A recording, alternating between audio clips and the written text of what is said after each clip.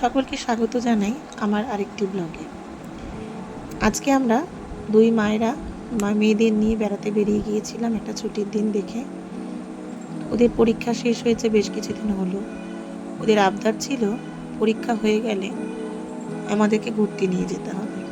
তো সেরকমই প্ল্যান করে আমরা ওই দুপুরবেলার দিকে 12টা সাড়ে 12টার দিকে একটু লাঞ্চ করে নিয়ে বেরিয়ে গিয়েছিলাম মেয়েদের নিয়ে। তো খুব বেশি দূরে যাওয়ার প্ল্যান ছিল না, তাই আমরা গাড়িতে উঠে মোটামুটি 20-25 মিনিটের একটা জার্নি করেছিলাম। যারা কলকাতার দিকে থাকেন রাস্তাটা খুবই চেনা। বাচ্চাদের বলা হয়নি আমরা কোথায় যাচ্ছি, ওদের কাছে ব্যাপারটা সারপ্রাইজ করার ছিল। আর ওরা তো গাড়িতে জিজ্ঞেস করেই যাচ্ছে আমরা কোথায় যাচ্ছি মা বলো। দুজনের খুব আনন্দ যে বেড়াতে বেরিয়েছে অনেক দিন পর। অবশ্য স্কুলের চাপ, পড়ার চাপ, নানা অ্যাক্টিভিটিস, ওদের আর বেরোনো হয় না। তো মোটামুটি 25 মিনিটের জার্নির পর আমরা পৌঁছে গিয়েছিলাম নিউ টাউন কফি হাউসে। পৌঁছেই তো ওদের আর খুশিতে ধরে না, ছবি, রিলস, আনন্দ খুনসুটিতে ওদের সময় কাটছিল না। আর কফি হাউসের যিনি বাইরের নিরাপত্তারক্ষী ছিলেন উনি ভাবছিলেন এনারা তো শুধু ছবিই তুলে যাচ্ছে।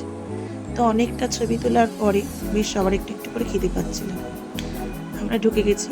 দেখুন কফি হাউসের ভেতরে অ্যাম্বিয়েন্সটা আপনাদের তো দেখিয়ে নিই। বেশ সুন্দর একটা অ্যাম্বিয়েন্স ছিল, চারিপাশে বেশ ভালো লাগছিল দেখতে। এবার সবার খিদে পেয়ে গেছে, আমরাও কিছু খাবার অর্ডার করে ফেলেছি। তো এখানে খুব হেভি খাবার খুব একটা অ্যাভেলেবেল নয়, মোটামুটি চাইনিজ কিছু ডিশ আছে, সবই নুডলসের মধ্যেই। তো সেরকমই আমরা তো একটু লাঞ্চ করে বেরিয়েছিলাম, তাই বাচ্চাদের পছন্দ মতো বেশ কিছু খাবার আমরা নিয়ে নিয়েছিলাম।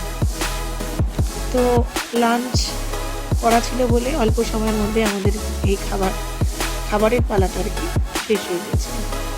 সবাই বেশ মজা করে খাচ্ছিল, সবার ফেভারিট খাবার। তো বেশি সময় কিন্তু এখানে আমাদের যায়নি। খাবার খেয়ে বাইরে বেরিয়ে মোটামুটি হাতে অনেক সময় ছিল। তো আমরা ঠিক করলাম আর অন্য একটা দিকে যাওয়া যাক, যেখানে বাচ্চারা গেলে বেশ আনন্দ করবে। ওদেরও তো বিশাল এক্সাইটমেন্ট যে ওরা কোথায় যাচ্ছে, খুব খুশি, মানে এত খুশি ভাবছে এক জায়গায় ঘুরে আবার আরেক জায়গায়। তো নিউ টাউনে এসছি মানে বাচ্চাদের নিয়ে খুব কাছে পিঠেই বলতে ইকো পার্ক। নিউ টাউনের বাইরে থেকেই অটোগুলো অ্যাভেলেবেল, বিভিন্ন জায়গার অটো রয়েছে, তার মধ্যে ইকো পার্কেরও অটো রয়েছে। তো আমাদের 4 জন আমরা ওই অটোটা রিজার্ভ করেই ইকো পার্কের দিকে রওনা দিলাম। এদের কোনো ফেয়ার ফিক্সড নেই, তবে একটা ফেয়ার ওরা নিল। যাই হোক, আমরা ইকো পার্কে পৌঁছে গেছি মোটামুটি ঘড়িতে তখন 3:30 পৌনে 4টে। 3:30 পৌনে 4টের দিকে রোদের তাপ কিন্তু সেদিন খুব একটা ছিল না, আগের দিন বৃষ্টি ছিল বলে আবহাওয়াটা বেশ ভালোই লাগছিল। ইকো পার্কে যারা আমরা আসি বা যারা এসেছেন তারা জানেন একদিনে ঘুরে দেখার জায়গা নয়। আমি বহুবার এসেছি, কিন্তু প্রতিবার যাই, প্রতিবারই দেখি কিছু নতুন নতুন সংযোজন করেছে। এবারও নতুন একটা সংযোজন হয়েছে, সোলার ড্যাম। বাচ্চারা তো সোলার ড্যাম দেখবে বলে এক প্রান্ত থেকে আরেক প্রান্ত হেঁটে চলেছে ওই অ্যারো দেখে দেখে যে আমরা সোলার ড্যামে দেখব। সোলার ড্যামে আমরা চলে এসেছি, কিন্তু একটু অপ্রস্তুত হয়ে পড়লাম, কারণ আমরা সেইভাবে অতটা সময় নিয়ে যাইনি যতটা সোলার ড্যাম ঘুরে দেখার জন্য দরকার। তাই আমরা আরেক দিন প্ল্যান করে আসবো ঠিক করলাম। তো ছবি তোলা, ঘোরা, আনন্দ, এই যে দেখুন ওরা খোলা জায়গা পেয়েছে, সাথে তো আইসক্রিম চলছেই। ওদের আর কে পায়, বাড়িতে এরকম ফাঁকা জায়গা, খেলার জায়গা তো ওদের নেই সেইভাবে। তো ওরা বেশ আনন্দ করছে। এখান থেকে আমরা আরও কিছু স্ন্যাক্স নিয়ে নিয়েছিলাম, একটু আবার আইসক্রিম, চিপস, কোল্ড ড্রিঙ্কস, এইটুকু রসদ নিয়ে, কারণ অনেকটা সময় কাটাচ্ছি আমরা, তো এইগুলো নিয়ে নিলাম।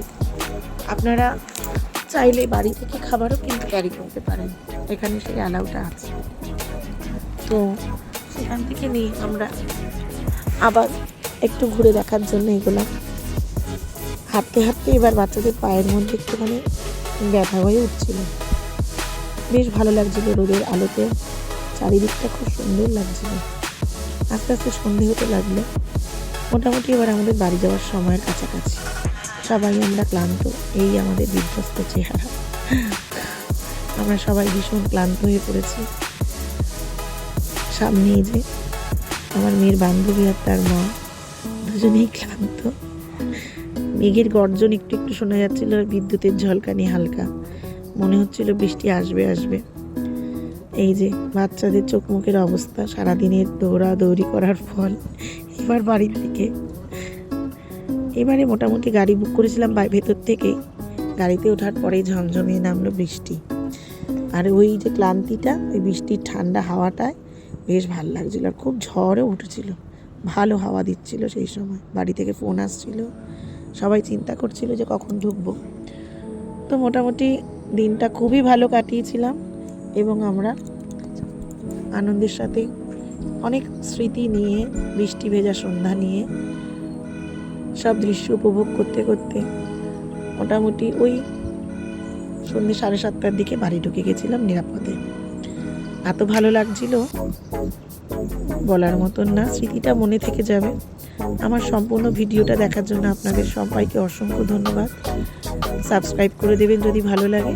ভালো